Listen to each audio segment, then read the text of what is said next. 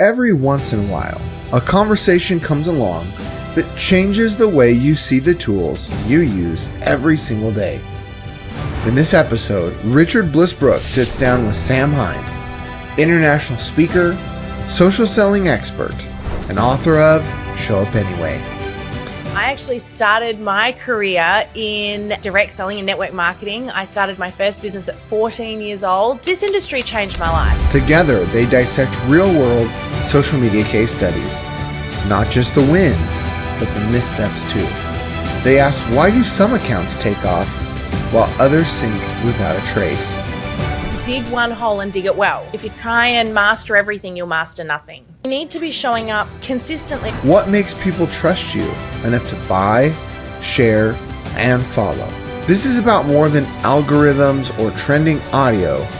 It's about showing up in the moments when you don't feel ready, when the world isn't watching, and when it matters most. And Sam knows this world inside and out.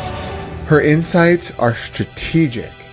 Whether you're building your first online following or scaling a six-figure business, what you'll hear today could redefine the way you use social media forever.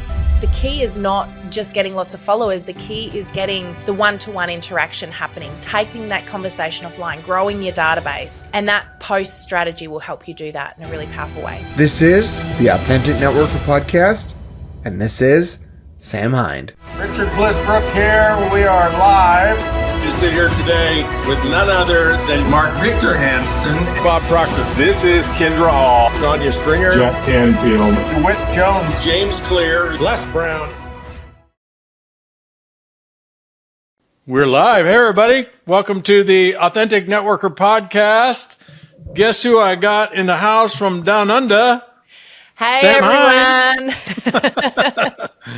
I am so excited to have you on my podcast, Sam.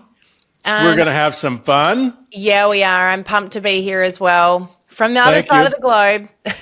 Yeah, well, that's the magic of technology.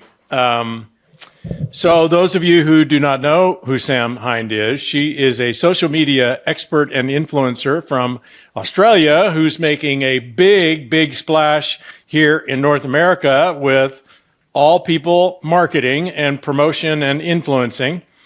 And I got the opportunity to hear her keynote a national convention a few weeks ago, and she knocked it out of the park. So I thought, oh my gosh, I need to get her on my podcast. So here we are. Awesome. Sam, tell me a story. I like stories.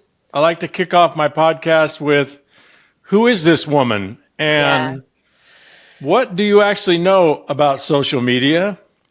And how did you learn everything about social media? And then somewhere in this podcast, drop some nuggets for us for free.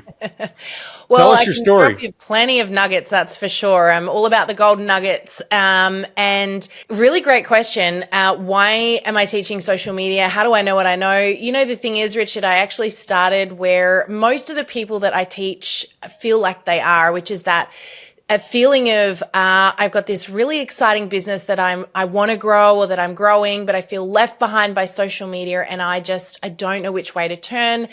And that was me. I was in that position. I actually started my career in direct selling and network marketing. I started my first business at 14 years old. Big life story. I told it at convention. But this industry changed my life. I learned so much of what I use every single day in those first 2 years of my career between 14 and 16. And by the time I was 16, I was one of the top 10 consultants in the company I was working with. In Australia, I was earning an income that most 16-year-olds can only ever dream of and loving every moment of it. But I moved into, because my parents did that whole, you have to go out and get a real job chat with me because they didn't see the value of this incredible industry. And while I was really mad about it at the time, I'm really happy today because it moved me into first of all, would you believe, a door-to-door cold calling career, whole nother story. Well, go back for a second because everybody wants to know, what was the company at 16 years old that you were top 10 in? Well, it's actually really funny you say that because it was a combination of a few different companies along the way. But I ended up working with a company called Nutramedics in Australia. I don't know if you're familiar with that one. I am. But my first experience of this industry was actually at about 6 or 7 years old, and it was with Mary Kay.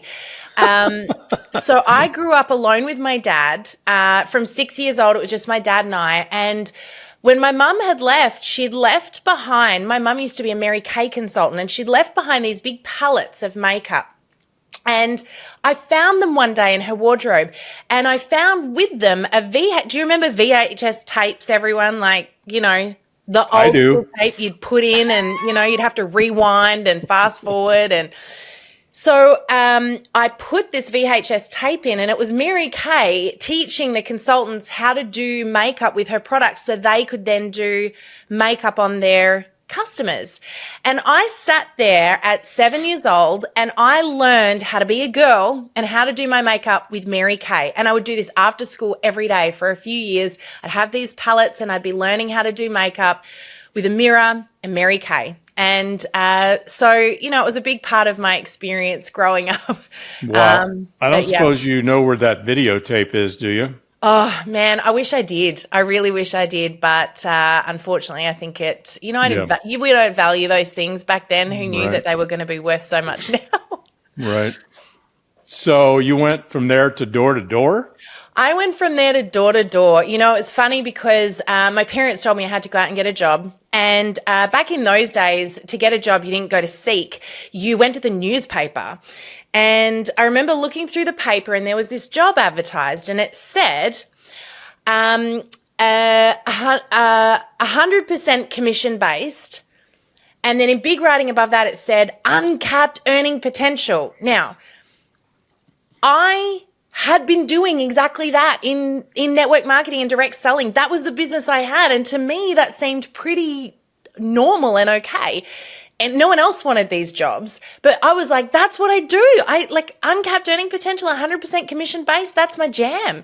So I went to the interview and I couldn't believe my luck when I got it on the spot. But we all know what followed, you know, door-to-door sales, duffel bag over the shoulder, my boot of my car or trunk, you guys call it. But What were you selling? Whatever they had that day. So it was anything from, you know, books to perfumes to junky jewelry, kids' toys that I swear probably never worked, to the good old-fashioned steak knife set. Yes. Wow. All of it. And they would hand it to me and they would say, whatever you sell, you make your commission on, you bring back what you don't sell. And that was that.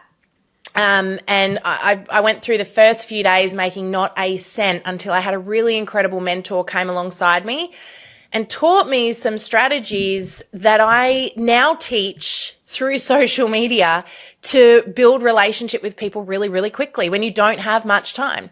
And so that was a really important experience before I then moved into a marketing career where, you know, I ended up learning everything I know now and I on-teach back into the industry that, you know, changed my life, that got me to where I am today. Where did you meet Celine along the way? The amazing Celine. So interestingly, when I was working with one of the biggest print marketing companies in Australia. For 11 years, I worked with them. And I met Celine along the way while I was with that company. At the time, she was actually coaching a netball team locally here in Tasmania where I am. And I got to know Celine really, really well personally and professionally during that time. And then we stayed friends. And I went through a really big life overhaul. I very sadly went through a divorce and, you know, I had very, very young children at the time. And Celine was that, you know, mother figure and close friend for me during that time. And that was, you know, not long after that, I started to really see a hole for other business owners where I wanted to be able to help them get on board with social media and digital marketing. There was this big shift. So I was taught in old school marketing and sales, and suddenly the world was changing and it was all going online. And I remember sitting down for coffee with Celine. I had a baby in my arms. And I sat down with her and I was like, I'm really stressed out about where people are at, because I'm seeing so many people in business who are losing their business, or they're falling behind, or they don't know how to connect with their audience online right now. And I can help them navigate this. But she said, what's stopping you? And I said, my fear of going into business, because I don't know how to run a business. I don't know what I'm doing. I just know what I know. And it was her that got behind me at that time. And she actually became my first ever business coach and said, right, that's it. Stop dipping your toe. People need what you have. They need your knowledge. They need your help. They need your support. And with her along my side, I started this business 11 years ago now.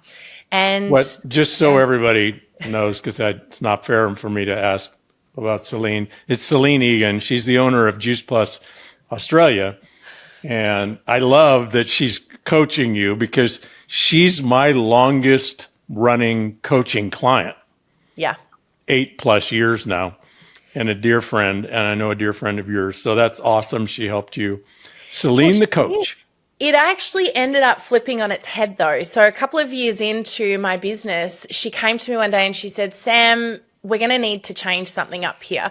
She said, Juice Plus needs your help. And so I can't keep coaching you because it would be a conflict of interest. So I actually came in and helped them with their social media to get that all established and help train. And I still to this day work with them with a lot of their social media.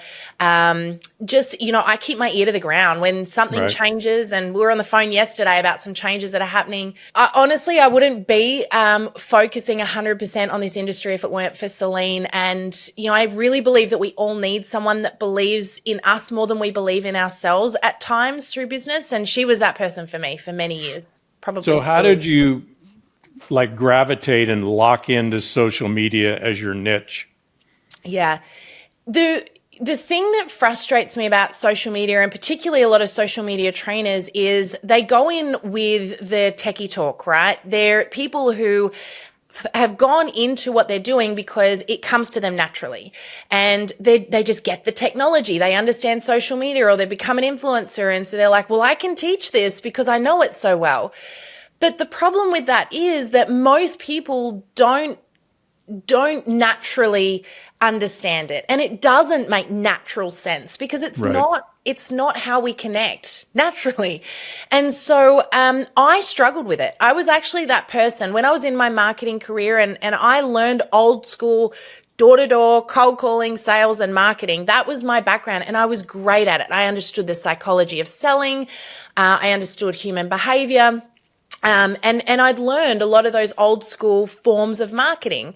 But when everything moved to digital, I was in a really difficult place because I didn't grow up with technology at my fingertips like my kids do now. And I recognized that I felt that same stress of I'm being left behind, that same feeling of I don't know how to show up on a camera, and I don't feel good enough, and I'm second guessing myself, and I'm my own worst critic. I'm all the things that all of my members are, and everyone that I teach feels like they're in those situations where they're going, this doesn't feel natural to me and I don't know how to do it. And so for me, I thought, wouldn't it be better to learn from someone who not only understands where you're coming from, but has had to learn the hard way and knows how to communicate in really simple terms. And I think we all have special giftings, and we all have these little genius zones. And one that I accidentally stumbled on for me when I was in that career was I've got a way of communicating complicated things in really simple ways. And so I just decided, look, just because it's hard doesn't mean I shouldn't be doing it. There are people who need me to help them, and I know I can. So I dedicated my first 2 years in business to learning everything I possibly could, even if it was hard, even if it was scary, even if it was challenging. And I traveled the world. I learned from many of the world's best. I took mentors on and coaches on. I, traveled over to the US multiple times, learning from, Facebook directly, a number of different organizations that I knew I could get the best education I could from in order to come back and communicate this in simple and applicable ways. So long answer, sorry, but. All right. Here's a question for you. YouTube, LinkedIn, TikTok, Facebook, or what's the other one? Instagram. Instagram. Which one? Oh, great question. And I'm going to throw another question back, which is, where is your audience? Yeah, because everyone is different. And this is the thing, you know, it's not about the shiny new object. It's about what's the lowest hanging fruit for you. I see a lot of people are, you know, going to get the ladder from the shed or the garage to then, you know, climb to the top of that fruit tree and pick the apple on the top when they've got all this beautiful fruit sitting right here in front of them. Love that. So where's your audience? Does that mean, Sam, where do I have the most people? Or where is my tribe? Or what do you mean by that? It's where your tribe is and where they how you communicate with them. Like, it's not just understanding where they are as much as it is understanding where they're present. So, for example, I use Instagram, Facebook, LinkedIn, but I'm most present in actually consuming content on Facebook, for me personally. Okay, tell me what that means. Most present consuming content on Facebook. So I think I know what that means, but Yeah. I want to make sure everybody knows what that means. It's knowing how people use a platform. So Instagram has a tendency to be very passive. There's two different elements to this. It's not just where do you communicate with people, but it's also what do you want social media to do for you. So the first thing I would ever teach anyone when we're going through any trainings, and you read about this in the book as well, is what's your objective? Because if your objective is to educate, if your objective is to build a personal brand, they're very passive, almost broadcasting style objectives, which don't require you to necessarily generate leads. Now, that's another objective that you might want to use social media for. And so if your objective is, I want to generate leads, you need to think about, okay, well, it's not just about people seeing my content, it's about people interacting back with it. And where is that going to happen? So, for example, Instagram is not as easy to generate interaction as Facebook is. It's just the nature of the platform. It's a very passive platform. It's a great place to seed people, to subliminally persuade, to build a personal brand, even to educate or entertain.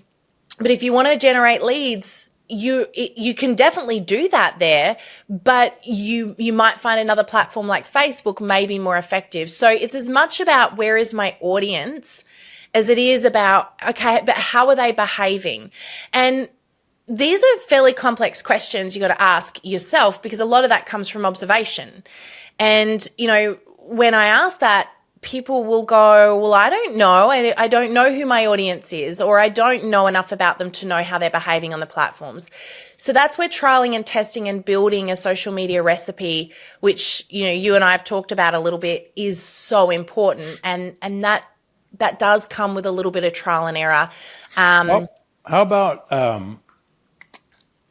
so I just share my personal experience. TikTok, I don't know.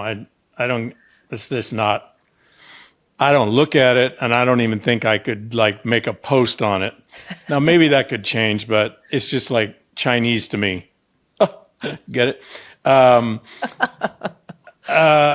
LinkedIn, I'm not stupid, but I still can't figure out how to use LinkedIn. Kimmy shows me all the time. She says, oh, just like swipe this and do this, and like, and every time I go back and look at LinkedIn, I look at that interface and I go, this doesn't make any sense to me. I don't know what to do. And the things that people put on Instagram are not the kind of things that I typically feel like. Now, people may say, well, you're all over Instagram, Richard. No, I'm not actually. Wade is. Wade and his editing brilliance is on Instagram. Yeah. I'm not. Facebook is like a natural place, it feels like to me. So I think I'm answering your question in a different way, or answering my question. YouTube, I wouldn't know what to do on YouTube other than to post some video that I did somewhere else. Yeah. and Wade edited. And LinkedIn seems like the most boring, static, like, I don't know why anybody even goes to LinkedIn unless they're looking for a job. So that's my orientation. So Yeah. you would probably coach me, well, you better build on Facebook because you're going to flunk the rest of them. I think but you've made a few really good and really important points here, though, Richard. And like you, my favorite place to be is Facebook. But it's about knowing who your tribe or your dream customer is. Because, for example, I have got several tribes. As you would know, I work a lot with the corporate companies. And so the Juice Pluses and the Young Livings and so on and so forth. And because of that, because the corporate team are, for me, a really important part of me growing my business, I need to be on LinkedIn because that's where a lot of those people are, even though it isn't my natural go-to as a hangout. Yep. But the flip side to that is many of my audience, which are the people I'm inevitably training down the track, the people that are growing their direct selling business that want to learn about this stuff, are on Facebook and Instagram. So I need to have a presence in those places. It's two sides. You know, when we talk about people building their recipe, I'll explain that before you come up with your social media formula, your recipe that's for you. Because by the way, no one can tell you here's the one way to do Facebook or Instagram or whatever. The reason they can't is because you have a unique target audience that's yours. You have a unique personality and passion that is really important to come out because you are essentially what you're selling before the product, before the business. But the other thing is that you have a particular skill set.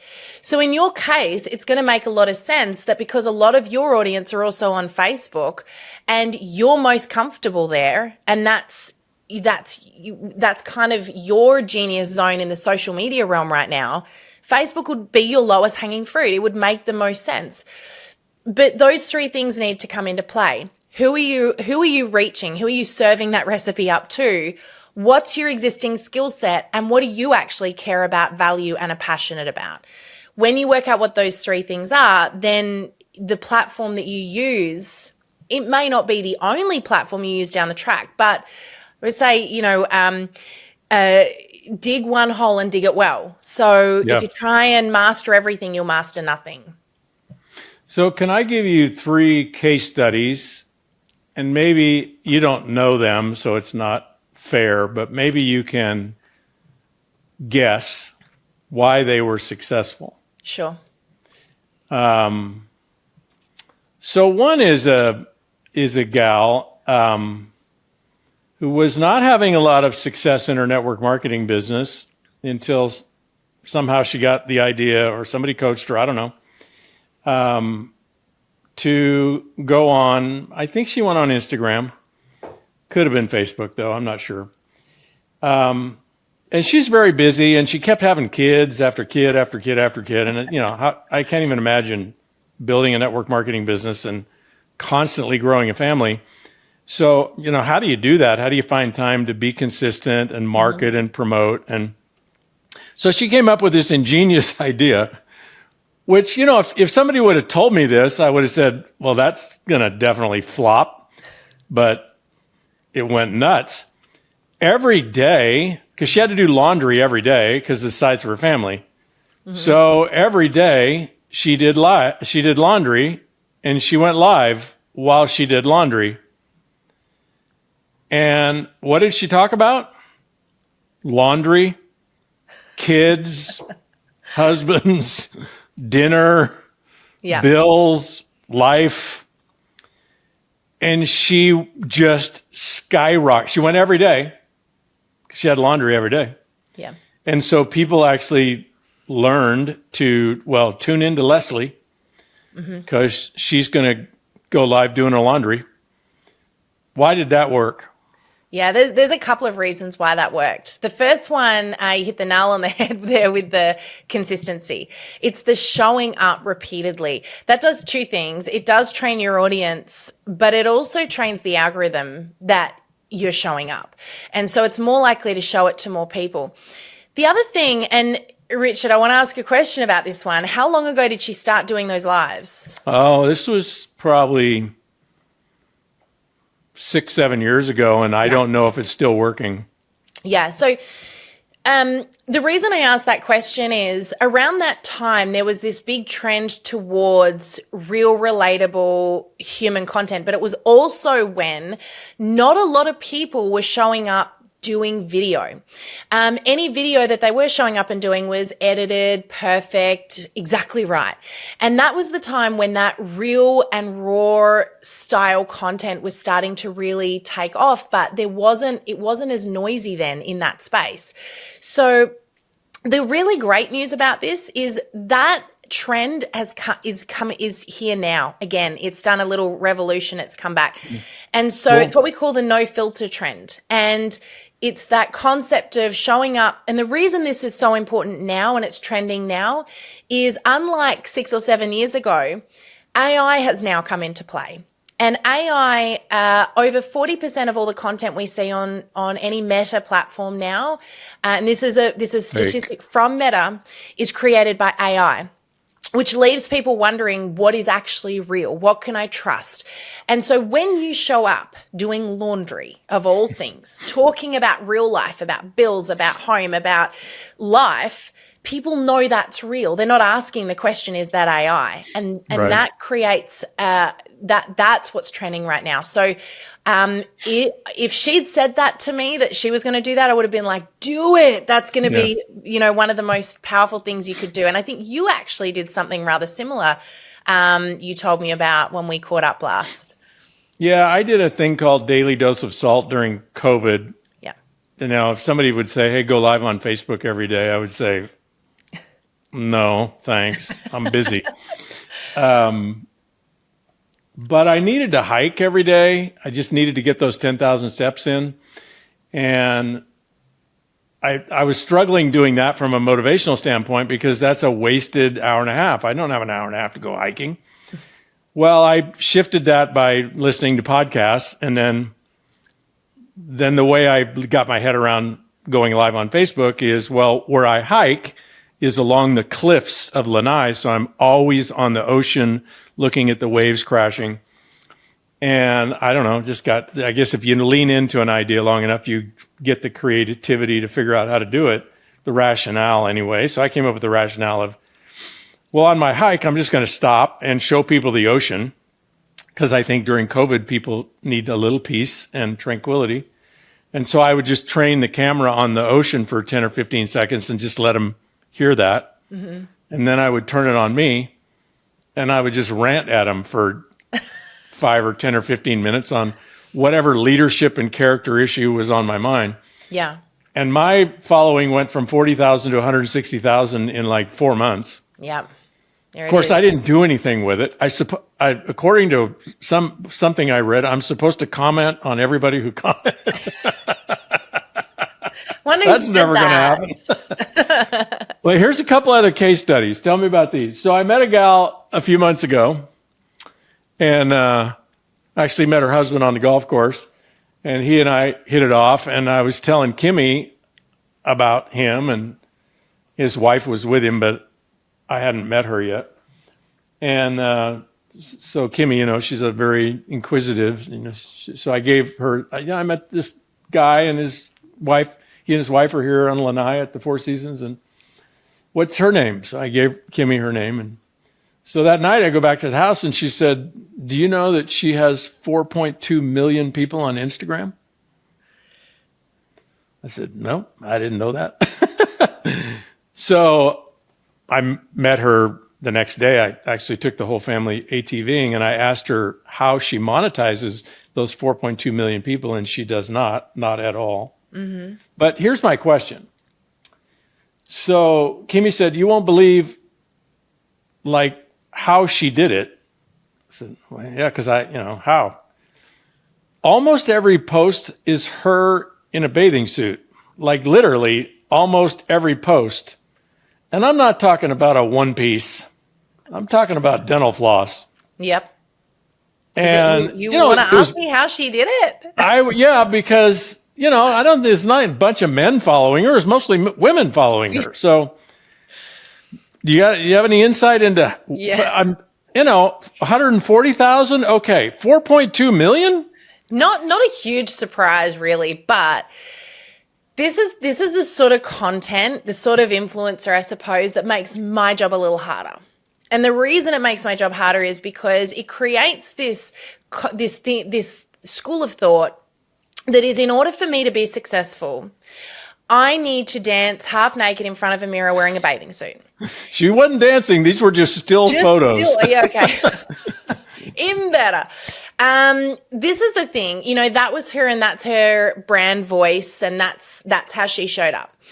I don't think it's any great surprise that she got a great big following by showing up like that. I think it's interesting that so many of her followers were females, but probably also not surprising.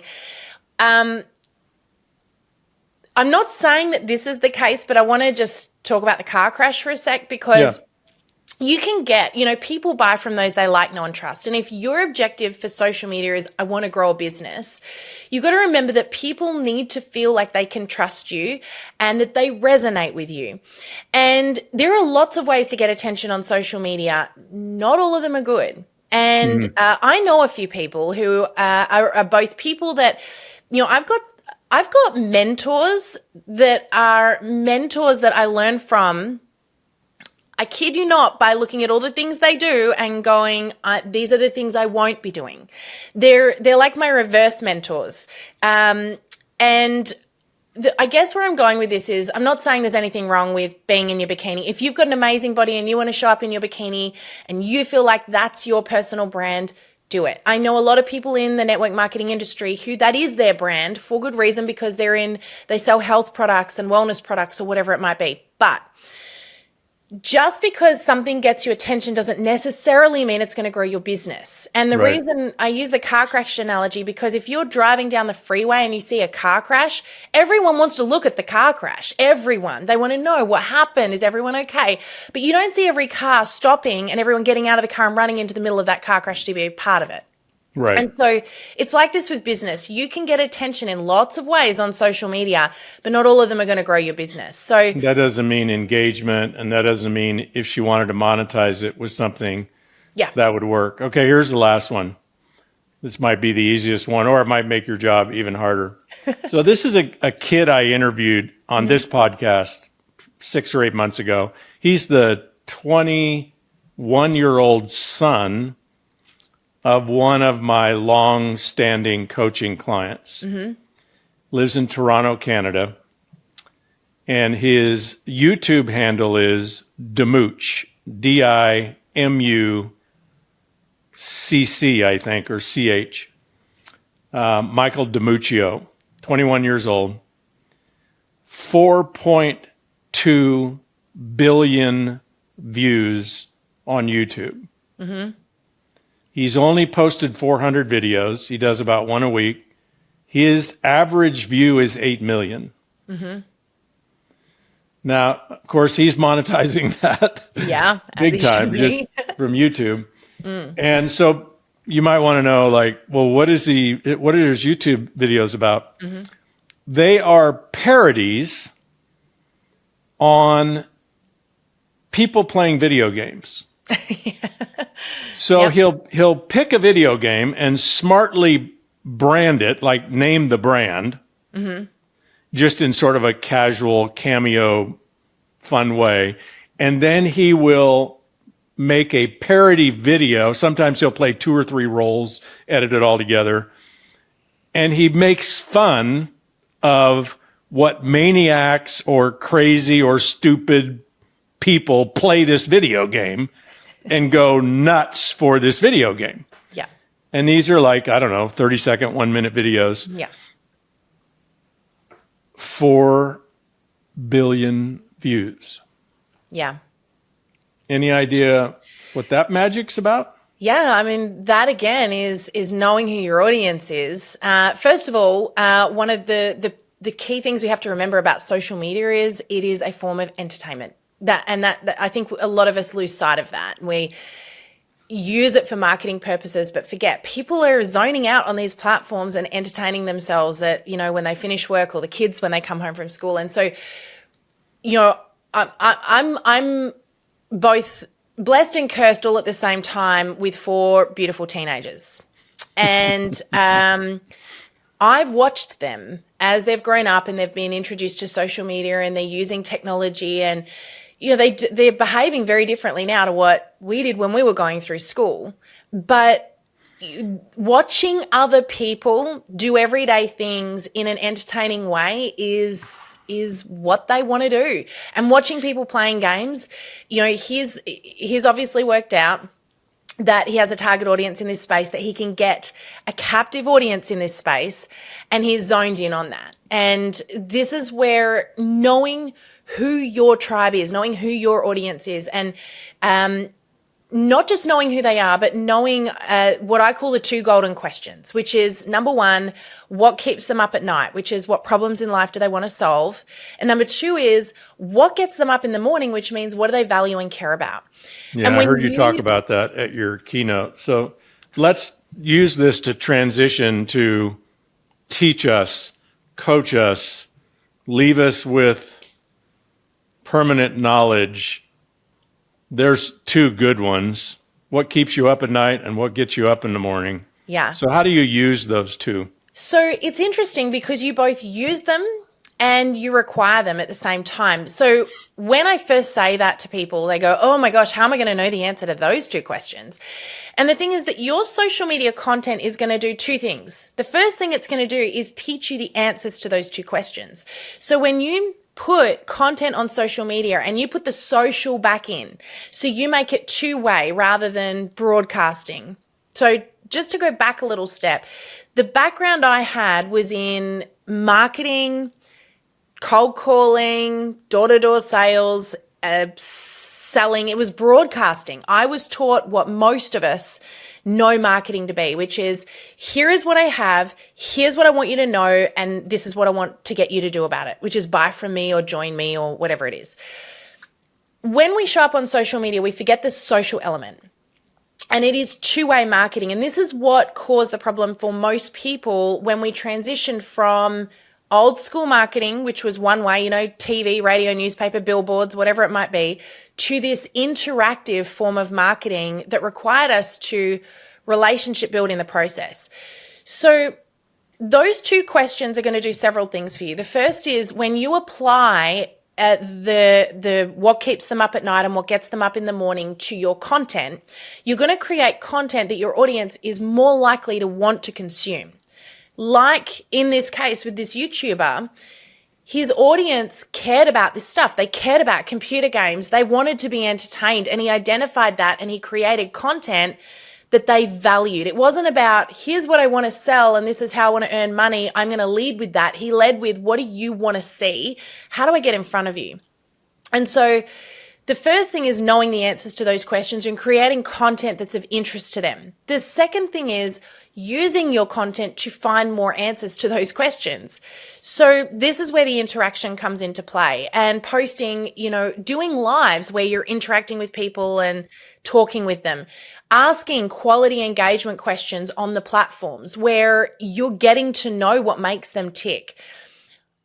Getting out of your page. This is probably one of the biggest tips I can give your audience, Richard, is get out of your page. A lot of people stay in their little lane, in their little zone. And to me, that's like if you had a bricks and mortar business and you had a little tiny shop in an alleyway somewhere, and you went into your shop every day and you sat there at your countertop waiting for people to come to you, but you never ever got out of that shop to tell people that you even existed. Why are you asking yourself why you have no customers?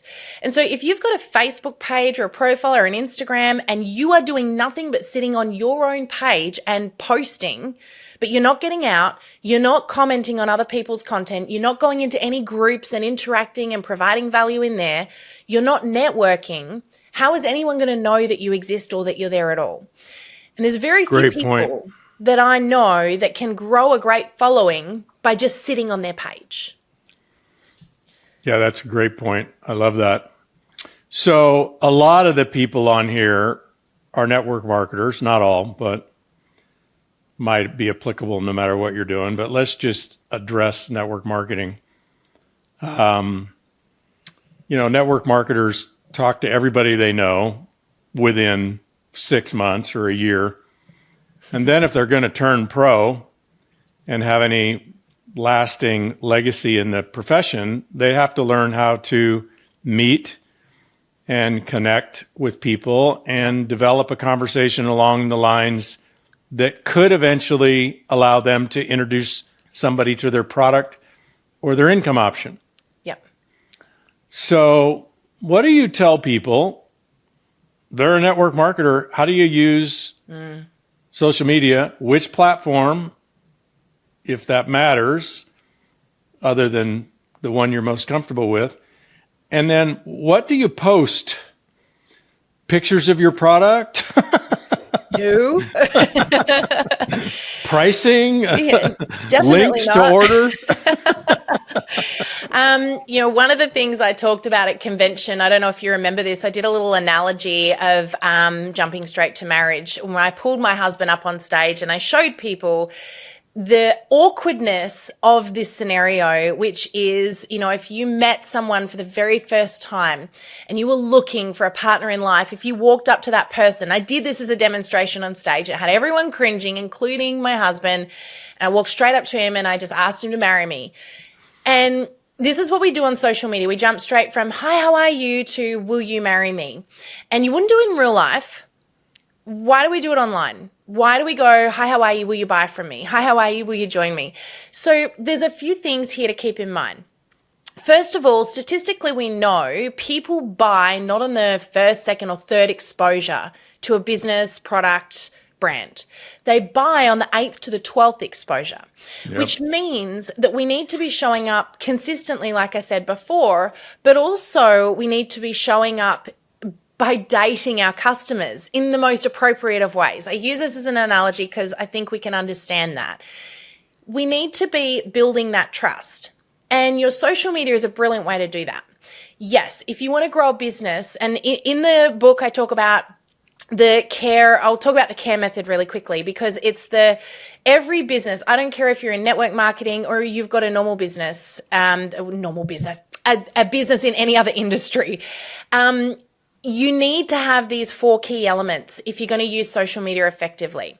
The first is you need to be connecting with people, which means you need to be relatable, real, building the relationship. That's really important because of that trust factor. People buy from those they like, know, and trust. We've got to connect.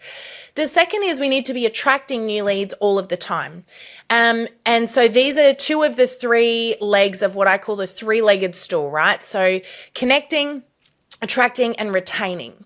So retaining is we've got to look after the people we have because several reasons. Number one, they will either turn into team or they will refer us to someone else that will come to our business. And it is 6 times more expensive to find a new person than it is to look after an existing one. Mm-hmm. So connect, attract, retain. They're your 3 legs to your 3-legged stool. If you don't have all 3 of those legs, that stool's falling over. But all 3 of those legs will fall over if you don't have the seat on top, which is the E. And that is the being empowered to take action. So I can teach you everything you need to know. You can teach your people everything they need to know. Knowledge is not power. It's only potential power. It's not until we implement that knowledge. So I can give you all the gold nuggets you need to be successful at social media. And a lot of what I've mentioned to you today are game-changing things that you could do or implement. But unless you actually do them, they're not going to help you. And so I guess the biggest thing here is making sure that we are attracting new leads all of the time. That is important. But we also want to build the relationship with the people that have got their eyes on our content. So consistently showing up, generating leads, and there are several different strategies you can do to do that. I love the 2-step post, the lead magnet post. It's one of my absolute favorites. It's easy, it's value driven, and it will take the conversation offline. And that's the key. Tell us exactly what that is. So the 2-step post is essentially where you are generating leads by getting people, providing a piece of value and getting people to identify themselves. So step number 1 is I provide a piece of value I know my audience might really love.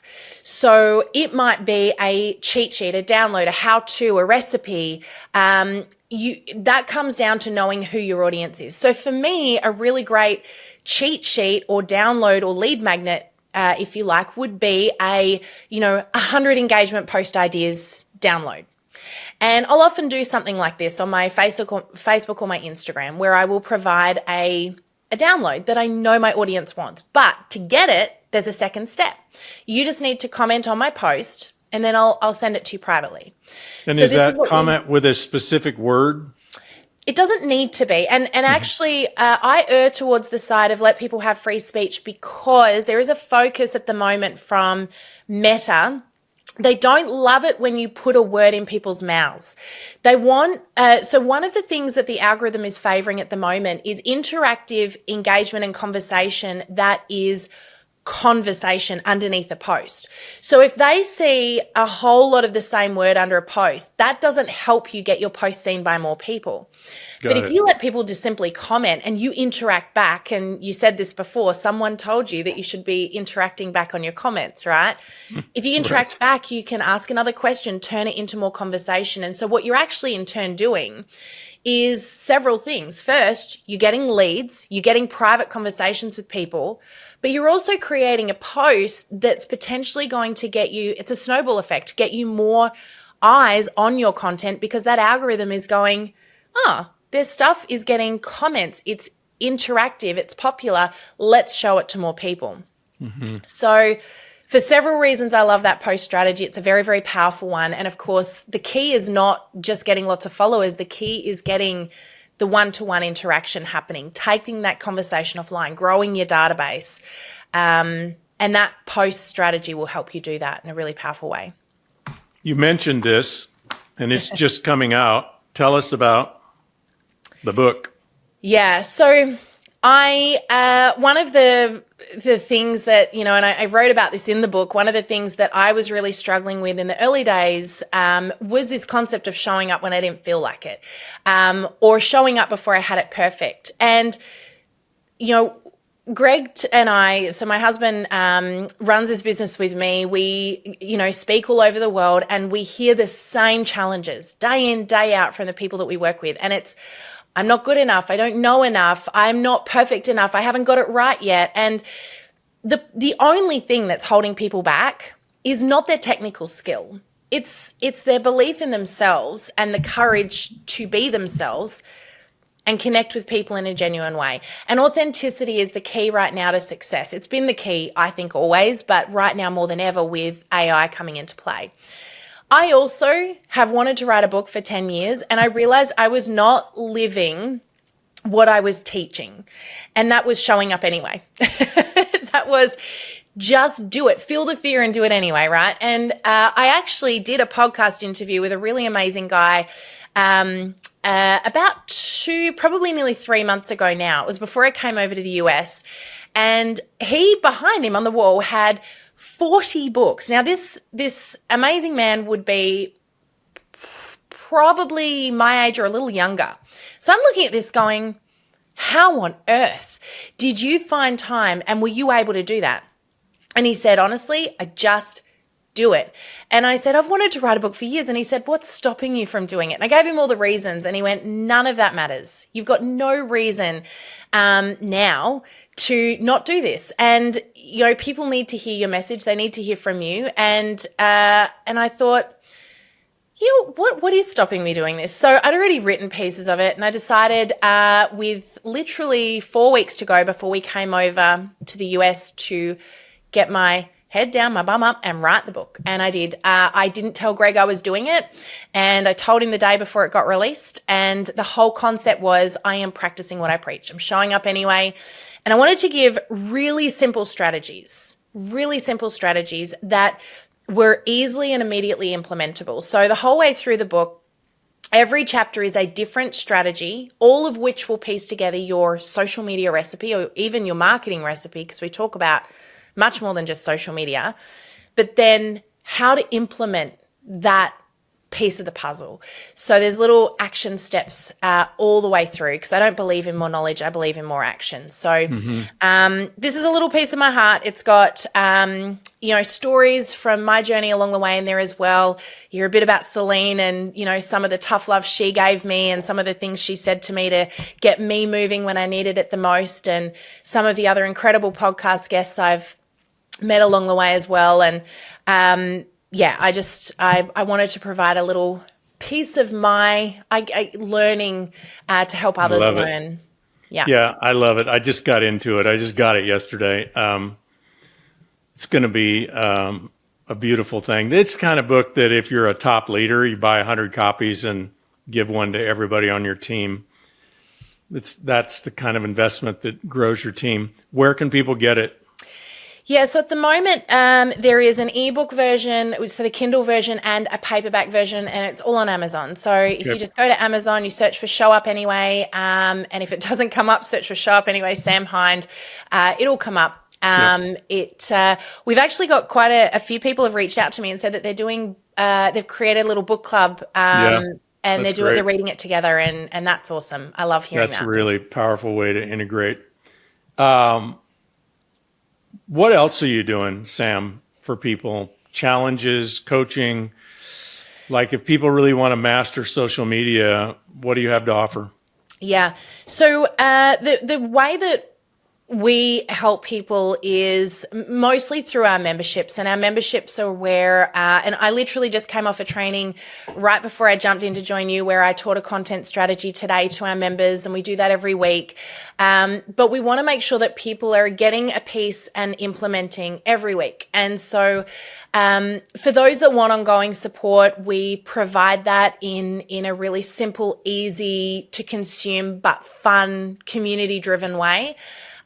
We've got some information about it in the book as well. So if people want to find out more about that, or you can go to our website and check us out there. But we also have free resources. You know, I've got the podcast, which is completely free. We've got an episode comes out every week. We're interviewing amazing people like Richard. I was on one of them. You were on one of them. But we're also interviewing leaders that are sharing their golden nuggets and how they grew their business. We're interviewing company founders so that we can share stories of how something might have started in the living room and grew to what it is today, and, you know, the ups and downs of that. I think people want to hear not just the successes, but also the struggles, because we all have them. Yeah. So the podcast is a great way for me to provide a bit of social media knowledge in amongst there, but also hear from some incredible, amazingly influential people all over the globe.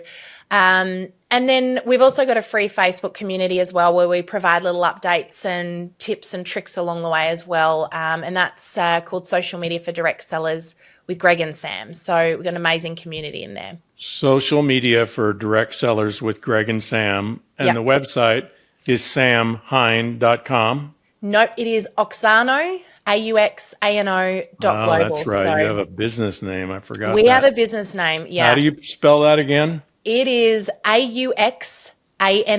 It's pronounced Auxano, and it's a Greek biblical word that means to cause, to grow, and become greater. So how sweet that is. Sam Hind, you are a treasure.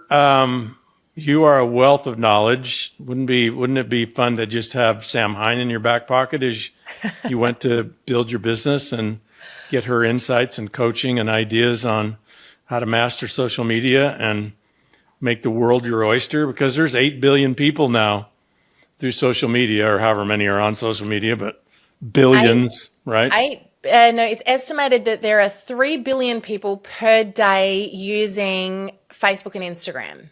So Crazy. That is daily usage. That's insane. Yeah. In the old days, when the pioneers of direct selling were building, we had about 100 people.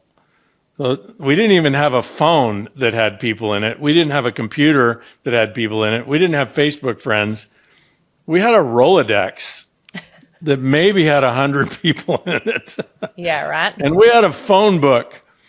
And we didn't have 3 or 4 billion people at our disposal, but through social media, one knows one, and you know the whole world, and you have access to them, but boom.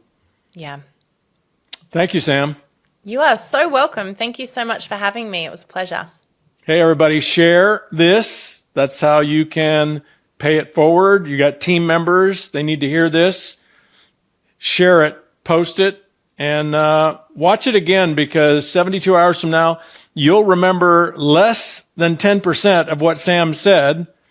And that would be like Sam speaking only one every 10th word, and nothing would make any sense. So don't waste this hour you spent. Listen to it 5 or 6 times so you own it. We'll see you next time on The Authentic Networker.